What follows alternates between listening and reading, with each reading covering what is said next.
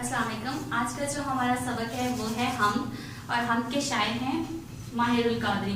नाम है इनका मंजूर हुसैन और इनकी पैदाइश हुई 30 जुलाई 1906 को उत्तर प्रदेश में। इस तरह की वफ़ात के बारे में कहा जाता है कि इनकी वफ़ात सऊदी अरब में 12 मई 1978 को हुई।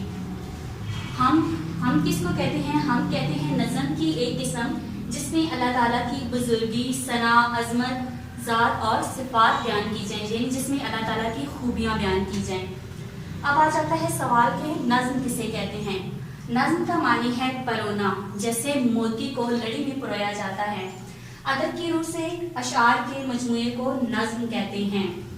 इस नज़्म में शायर माहिरुल कादरी ने अल्लाह ताला की तमाम ज़ात, अल्लाह ताला की सिफ़ात बयान की हैं, और उसने इंसान का, चरिंद परिंद, हैवानात और तमाम चीज़ों का अल्लाह ताला से एक रब्त और उसकी तारीफ के बारे में बताया है।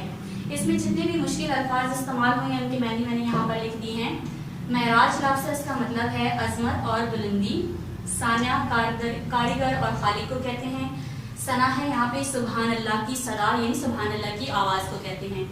इसी तरह है गुलबानक, बुलबुल की आवाज़ को कहते हैं, और सनत कहते हैं कारकर्दगी को। अगला हमारा लफ्ज़ है खलाक, बहुत ज़्यादा तख्लीक करने वाला।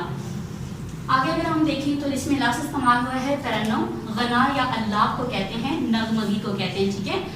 लफ्ज़ है वजदान, दरियाफ्त को कहते हैं, निखत खुशबू को, और वाजदान दरियाफ्त करने की कुव्वत को। शायर माहिरुल कादरी कह रहे हैं कि इंसान की सोचने और समझने की बुलंदी ये है कि इंसान ज़ाती बारी तआला के वजूद का इकरार करे, यानी वो इस बात को माने कि इस कायनात को चलाने वाला कोई ना कोई ज़रूर है। जब इंसान इस बात को सोचता है कि दुनिया और इस दुनिया के तमाम का निज़ाम को कोई चला रहा है, तो उसके जहन में एक ही बात आती है, और वो ये है कि एक ज़ात है जो सिर्फ इस कायनात को और कायनात के तमाम निज़ाम को चलाती है, और वो ज़ात है अल्लाह ताला की।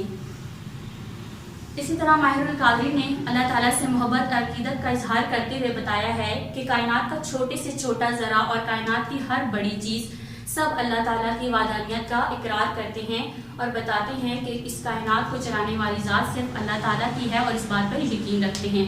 जैसे कि हम जानते हैं कि इस कायनात में एक पौधा दूसरे पौधे से मुख्तलिफ है, एक पत्ता दूसरे पत्ते से मुख्तलिफ है। इसी तरह दुनिया की हर चीज़, यानी इस कायनात की हर चीज़ एक चीज़ से दूसरी चीज़ मुख्तलिफ है, तो यकीनन इसका कोई ना कोई कारीगर, इसका कोई ना कोई खालिक है। अल्लाह ताला ने इंसान को खाक से, मिट्टी से पैदा किया है, और फिर इस मट्टी में रूह फूंकी है जो इसको ताकत और कुव्वत बख्शती है। जब इंसान को पैदा किया गया तो उसको इल्म सिखाया गया, ठीक है। वो इल्म कौन सा है? जो उसको फरिश्तों पर भी बरतरी उसको दी गई, और वो इल्म यही है कि इंसान सोचता है, समझता है, अपनी अकल से, दानाई से काम लेता है। वो उस इल्म की बदौलत वो आसमान की बुलंदियों तक पहुंच गया, और ऐसी ऐसी चीज़ें उसने देखी कि इंसानी अकल दंग रह जाती है। तमाम मखलूक अल्लाह ताला की तारीफ और तौसीफ में मगन है। एक बुलंद चोटी से गिरने वाला पानी भी आबशार की सूरत में जो बहता है, वो भी अपने अंदाज में अल्लाह ताला की तारीफ और तौसीफ बयान करता है। इसी तरह सुबह के वक्त परिंदों का चहचहाना ये इस बात की गवाही देता है कि वो भी अपने अंदाज में, अपने अल्फाज में अल्लाह ताला की हम्द और सना बयान कर रहे हैं। इसी तरह शायर माहिरुल कादरी कहते हैं कि जब हम पर कोई मुसीबत आए, यानी जब भी हम पर कोई मुश्किल वक्त आए, तो हमें चाहिए कि हम सिर्फ और सिर्फ अल्लाह ताला को पुकारें, सिर्फ उसी के सामने अपने तमाम मसाइल रखें और उसके आगे अपना सर झुकाएं, क्योंकि जब अल्लाह ताला ने हमें सब कुछ दिया है, सब कुछ अता किया है, तो हमारा फ़र्ज़ है कि हम सिर्फ और सिर्फ अल्लाह ताला ही को वाहिद माने, और उसके साथ किसी को शरीक ना ठहराएं।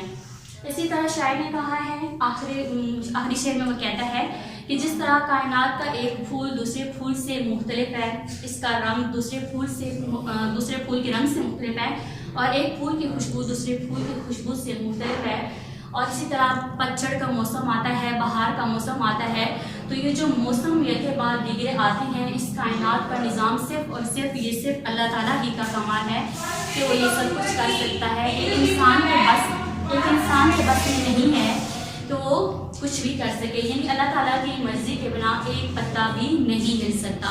तो शायर ये कहते हैं कि जब भी हम पर कोई मुसीबत आए या कोई बुरा वक्त आए, تو ہمیں چاہیے کہ ہم صرف اور صرف اللہ تعالیٰ ہی کو اپنا سب کچھ مانیں اور اسی کے آگے اپنا سر جھکائیں، یعنی ہم اللہ تعالیٰ کے ساتھ کسی کو شریک نہ کریں اور نہ ہی اللہ تعالیٰ کے ساتھ کسی کو شریک ٹھہرائیں۔ یہ تھا ہمارا آج کا نظم، جو کہ آج کی نظم تھی جو کہ بہت ہی آسان ہے۔ ہم اس میں شاعر ماہر القادری نے اللہ تعالیٰ کی ذات اور صفات کے بارے میں بیان کیا ہے، چرند پرند نباتات حیوانات بنی انسان کا اللہ تعالیٰ کے بارے میں جو بھی اس نے تعریف کی ہے، جس انداز میں بیان کی ہے اس نے سمجھایا ہے ہمیں۔ امید ہے کہ آپ کو میرا آج کا لیکچر سمجھ آ گیا ہوگا، شکریہ۔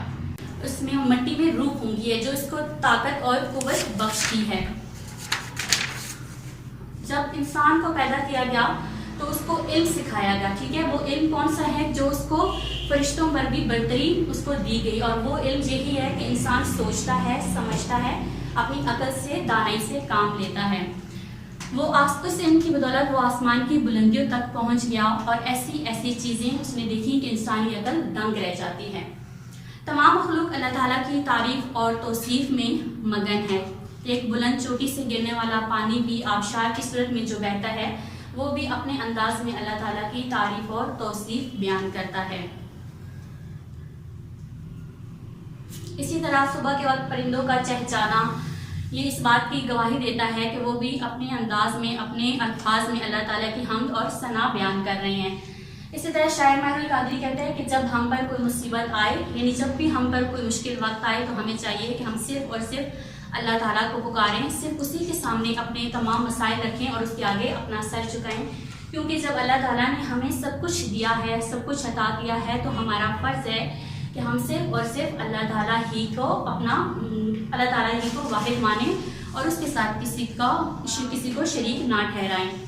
اسی طرح شاعر نے کہا ہے، آخری شعر میں وہ کہتا ہے کہ جس طرح کائنات کا ایک پھول دوسرے پھول سے مختلف ہے، اس کا رنگ دوسرے پھول کے رنگ سے مختلف ہے، اور ایک پھول کی خوشبو دوسرے پھول کی خوشبو سے مختلف ہے، اور اسی طرح پتجھڑ کا موسم آتا ہے، بہار کا موسم آتا ہے، تو یہ جو موسم یکے بعد دیگرے آتے ہیں، اس کائنات کا نظام صرف اور صرف اللہ تعالیٰ ہی کا کمال ہے کہ وہ یہ سب کچھ کر سکتا ہے۔ ایک انسان کے بس میں نہیں ہے کہ وہ کچھ بھی کر سکے، یعنی اللہ تعالیٰ کی مرضی کے بنا ایک پتا بھی نہیں ہل سکتا۔